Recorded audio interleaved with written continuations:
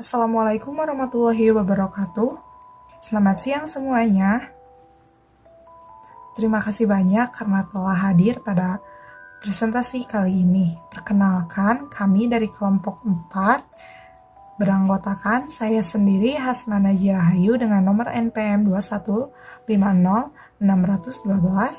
Padal Muhammad Rahayu 2150614, dan Siti Nuraini dengan nomor NPM 2150620. Pada kesempatan kali ini, kami akan mempresentasikan hasil diskusi kami dengan judul Ejaan Bahasa Indonesia, penulisan singkatan, akronim, penulisan angka dan bilangan, penulisan tanda baca. Baik, untuk materi yang pertama akan dipaparkan oleh Siti Nuraini. Saya Siti Nuraini sebagai pemateri pertama akan menjelaskan tentang pengertian singkatan. Singkatan yaitu bentuk pemendekan kata atau kalimat yang terdiri atas satu huruf atau lebih. Penulisan singkatan. Contohnya 1. Singkatan nama orang, gelar, sapaan, jabatan, atau pangkat diikuti dengan tanda titik pada setiap unsur singkatan. Misalnya H. Hamid sama dengan Haji Hamid dan S. PD sama dengan Sarjana Pendidikan. Contoh yang kedua, singkatan yang terdiri atas huruf awal setiap kata, nama, lembaga, pemerintahan, dan ketatanegaraan, organisasi, serta nama dokumen resmi ditulis dengan huruf kapital, tanda titik, misalnya NKRI, Negara Kesatuan Republik Indonesia, dan UI, Universitas Indonesia. Yang ketiga, lembaga kimia, singkatan satuan ukuran, takaran, timbangan, dan mata uang tidak diikuti tanda titik, misalnya CU, kufrum, dan cm, centimeter. Ada pengertian akronim. Menurut Pedoman Umum Ejaan Bahasa Indonesia yang disempurnakan, akronim adalah singkatan yang berupa gabungan huruf awal, gabungan suku kata, ataupun gabungan huruf dan suku kata dari deret kata yang diperlakukan sebagai kata. Macam penulisan akronim. Contoh yang pertama, akronim nama dari yang terdiri atas huruf awal setiap kata ditulis dengan huruf kapital tanpa tanda titik. Misalnya BIG, Badan Informasi Geospasial, dan BIN, Badan Intelijen Negara. Contoh yang kedua, akronim nama dari yang berupa gabungan suku kata atau gabungan huruf dan suku kata dari deret kata ditulis dengan kapital. Misalnya Bulog, Badan Urusan Logistik, dan Bappenas, Badan Perencanaan Pembangunan Nasional. Contoh yang ketiga, akronim bukan nama dari yang berupa gabungan huruf awal dan suku kata atau gabungan suku kata ditulis dengan huruf, misalnya IPTEK, Ilmu Pengetahuan dan Teknologi, dan Pemilu, Pemilihan Umum. Masuk ke materi penulisan angka. Angka dan bilangan, angka Arab atau angka Romawi lazim dipakai sebagai lambang bilangan atau nomor. Kalian bisa lihat di PPT, seperti itu contohnya. Macam-macam penulisan angka. Angka dipakai untuk menyatakan satu ukuran panjang, berat, luas, isi, dan waktu, serta nilai uang. Contoh 0,5 cm dan 5 kg. Contoh kedua, angka dipakai untuk menomori alamat seperti jalan rumah, apartemen, atau kamar. Misalnya, Jalan Tanah Abang 1, nomor 15. Dan contoh yang ketiga, angka dipakai untuk menomori bagian karangan atau ayat kitab suci. Misalnya, bab X pasal 5 halaman 252 dan surat Yasin ayat 9. Penulisan bilangan dan huruf dilakukan sebagai berikut. Bilangan utuh, misalnya 12. Selanjutnya bilangan pecahan, setengah atau seperdua. Terus penulisan angka yang mendapat akhiran an dilakukan dengan cara berikut, misalnya 5 lembar uang 1000 an. Penulisan bilangan dengan angka dan huruf sekaligus dilakukan dalam peraturan perundang-undangan, akta, dan kwitansi. Contoh, setiap orang yang menyebarkan atau mengedarkan rupiah tiruan sebagaimana dimaksud dalam pasal 23 ayat 2 dipidana dengan pidana kurungan paling lama 1 tahun dan pidana denda paling banyak 200 juta rupiah. Yang selanjutnya, penulisan bilangan yang dilambangkan dengan angka dan diikuti huruf dilakukan seperti berikut. Contoh, saya lampirkan tanda terima uang sebesar Rp900.500.50. Pemakaian tanda baca. Tanda baca adalah tanda yang dipakai dalam sistem ejaan seperti titik, koma, titik dua.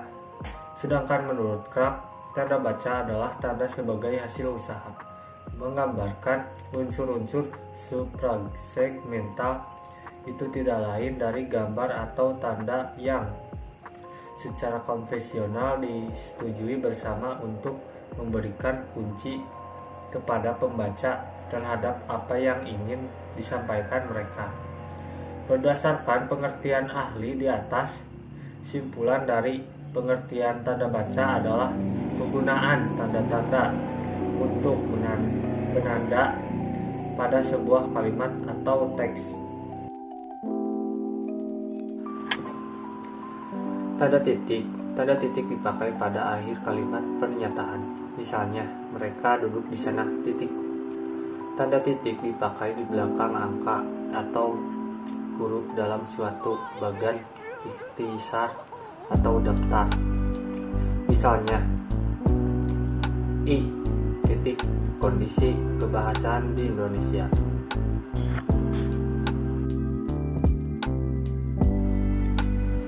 Yang ketiga, tanda titik.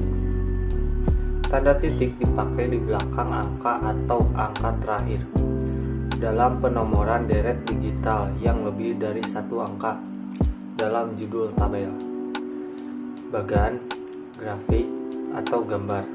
Misalnya, tabel 1, kondisi kebahasaan di Indonesia.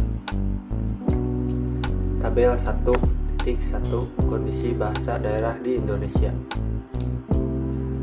Tanda titik dipakai untuk memisahkan angka, jam, menit, dan detik yang menunjukkan waktu atau jangka waktu. Tanda titik dipakai dalam daftar pustaka di antara nama penulis, tahun, judul, tulisan yang tidak berakhir dengan tanda tanya atau tanda seru, dan tempat terbit. Tanda koma. Tanda koma dipakai di antara unsur-unsur dalam suatu pemerincian atau pembilangan. Misalnya, telepon seluler, komputer, atau internet bukan barang asing lagi. Tanda koma dipakai sebelum kata penghubung seperti tetapi, melainkan, dan sedangkan dalam kalimat majemuk setara. Tanda koma dipakai untuk memisahkan anak kalimat yang mendahului induk kalimatnya.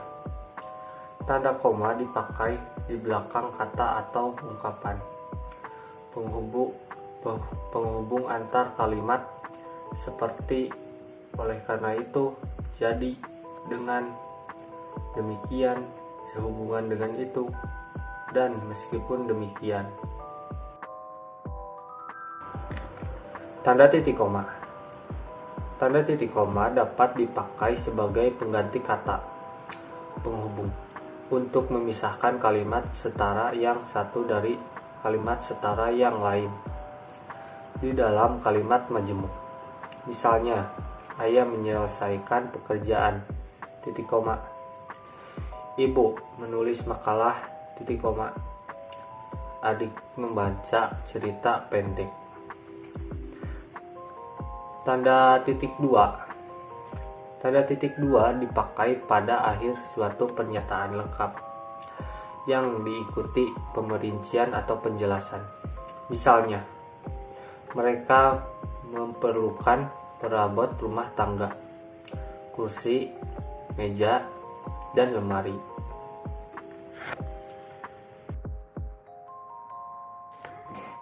Tanda hubung. Tanda hubung dipakai untuk menandai bagian kata yang terpenggal oleh pergantian baris. Misalnya, tanda hubung dipakai untuk menyambung tanggal, bulan, dan tahun yang dinyatakan dengan angka atau menyambung huruf dalam kata yang dieja satu-satu. Misalnya, 11 bulan 11 2013. PANITIA, panitia. Tanda pisah. Tanda pisah dapat dipakai untuk membatasi penyisipan kata atau kalimat yang memberi penjelasan di luar bangun kalimat. Contohnya, kemerdekaan bangsa itu saya yakin tercapai, diperjuangkan oleh bangsa itu sendiri. Tanda tanya. Tanda tanya dipakai pada akhir kalimat tanya. Misalnya, kapan Hari Pendidikan Nasional itu diperingati? Selanjutnya ada tanda seru.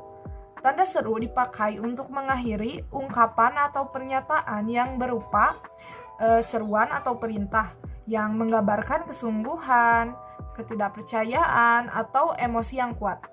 Contohnya, alangkah indahnya laut di Bunaken. Mari kita dukung gerakan cinta bahasa Indonesia. Merdeka. Selanjutnya ada tanda petik tunggal. Tanda petik tunggal dipakai untuk mengapit petikan yang terdapat dalam petikan lain. Misalnya, tanya dia, kudengar bunyi kring kring kring tadi. Kudengar teriakan anakku, ibu, bapak pulang. Dan rasa letihku lenyap seketika, ujar Pak Hamdan. Selanjutnya ada tanda kurung. Tanda kurung dipakai untuk mengapit tambahan keterangan. Misalnya, di surat izin mengemudi dalam kurung SIM, warga baru itu belum memiliki KTP, kartu tanda penduduk. Lokarya workshop itu diadakan di Manado. Tanda elipsis. Tanda elipsis dipakai untuk menunjukkan bahwa dalam suatu kalimat atau kutipan ada bagian yang dihilangkan. Misalnya, penyebab kemerosotan ... akan diteliti lebih lanjut. Selanjutnya ada tanda petik. Tanda petik dipakai untuk mengapit petikan langsung yang berasal dari pembicara, naskah, atau bahan tertulis lainnya. Contohnya seperti merdeka atau mati, seru Bung Tomo dalam pidatonya. Kerjakan tugas ini sekarang, perintah atasannya. Besok akan dibahas dalam rapat. Tanda kurung siku. Tanda kurung siku dipakai untuk mengapit huruf, kata, atau kelompok kata sebagai koreksi atau tambahan atas kesalahan atau kekurangan di dalam naskah asli yang ditulis orang lain. Contohnya, Sang Sapurba mendengar bunyi gemerisik. Penggunaan bahasa dalam karya ilmiah harus sesuai dengan kaidah bahasa Indonesia. Selanjutnya ada tanda garis miring. Tanda garis miring dipakai dalam surat, nomor pada alamat, dan penandaan masa tahun yang terbagi dalam 2 tahun takwim. Contohnya seperti nomor 7 garis miring PK garis miring 2 2013, Jalan Keramat 3 garis miring 10. Tanda penyingkat atau apostrof. Tanda penyingkat dipakai untuk menunjukkan penghilangan bagian kata atau bagian angka tahun dalam konteks tertentu.